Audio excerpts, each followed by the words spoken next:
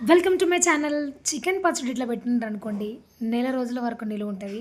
And taste మాత్రం super ఉంటుంది అనమాట. నెల రోజులు ఉంటుందని ఎక్స్పెక్ట్ చేస్తారు కానీ నెల రోజులు ఉండదన్నమాట. తినేస్తూనే ఉంటారు, టేస్ట్ అంతా బాగుంటుంది.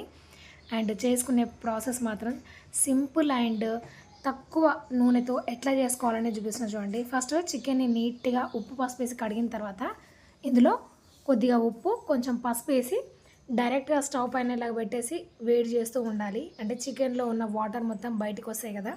ఇలా అయితే ఆయిల్ మనకు తక్కువ పడుతుంది అండ్ ప్రాసెస్ కూడా చాలా తొందరగా అయిపోద్ది అనమాట. చూడండి, చికెన్లో నుంచి వాటర్ వచ్చి మళ్ళీ ఆ వాటర్లో చికెన్ ఉడికిపోయి పీసిలా గట్టి అయ్యేంత వరకు ఇలాగ ఫ్రై చేయాలి. ఇట్లా ఫ్రై చేసిన తర్వాత ఇప్పుడు ఇందులో మనం ఆయిల్ యాడ్ చేసుకోవాలి. ఇలా చేసుకుంటే ఏంటంటే కొంచెం ఆయిల్ అనేది తక్కువ పడుతుంది. చూడండి, నేనైతే ఒక 2 టీ గ్లాసుల ఆయిల్ అయితే యాడ్ చేసిన ఇక్కడ. ఇప్పుడు ఈ ఆయిల్లో పీసు కొంచెం గట్టిపడేంత వరకు ఫ్రై చేస్తూ ఉండాలి. మరీ రాళ్ళలా కాకుండా లోపల వైపు సాఫ్ట్గా ఉంటుంది, పై వైపు లేయర్ కొంచెం క్రిస్పీగా రెడ్గా గోల్డెన్ బ్రౌన్ కలర్ వచ్చేంత వరకు ఇట్లా ఫ్రై చేస్తూ ఉండాలి. ఇట్లా ఫ్రై చేసిన తర్వాత వీటన్నిటిని ఒక ప్లేట్లోకి తీసేసుకోవాలి. అండ్ ఇదే ఆయిల్లో ఫ్రెష్ అల్లం వెల్లుల్లి పేస్ట్ని ఒక 50 గ్రాములు వేసుకోండి. అప్పటికప్పుడు అల్లం వెల్లుల్లి పేస్ట్ దంచి వేసుకుంటే ఆ ఫ్లేవర్ వేరే ఉంటుంది అనమాట. అండ్ ఇంకోటి, పచ్చళ్ళలోకి అల్లం వెల్లుల్లి పేస్ట్ కొంచెం ఎక్కువగా ఉంటేనే టేస్ట్ చాలా బాగుంటుంది. అండ్ ఈ ఆయిల్లో దీన్ని ఫ్రై చేసుకోండి. ఈ పచ్చళ్ళకి ఎప్పుడైనా కూడా మామూలు ఈ సన్ఫ్లవర్ ఆయిల్స్, రిఫైన్డ్ ఆయిల్స్ కంటే కూడా పల్లి నూనె అయితే టేస్ట్ చాలా బాగుంటుంది. అండ్ గానుగాడించింది అయితే ఇంకా బాగుంటుంది అనమాట. అయితే ఇదైతే పల్లి నూనె. చూడండి ఎంత నురగగా చాలా అంటే చాలా బాగుంటుంది.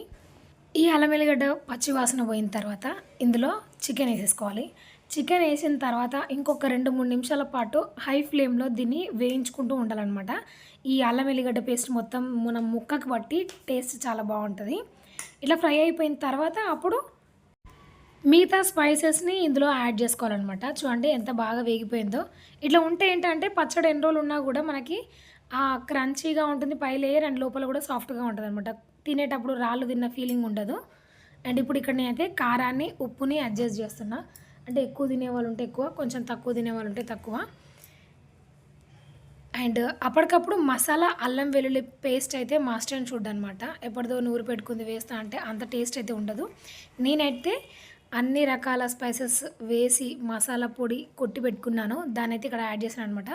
ఇలాచీ, లవంగాలు, చెక్క, మిరియాలు, సాజీరా అండ్ దాంతోపాటు వేయించిన జీరా పౌడర్ అనమాట.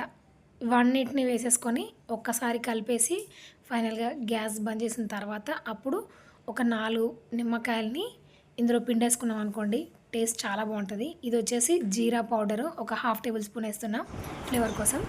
అండ్ ఇక్కడ నిమ్మరసాన్ని యాడ్ చేసాం అనుకోండి, ఇంకా సూపర్గా ఉంటుంది అనమాట. ఒకసారి ఇట్లా సింపుల్ అండ్ టేస్టీ చికెన్ పచ్చడి ఇట్లా ట్రై చేసి చూడండి. ఇలా వచ్చిందో కామెంట్ చేయండి.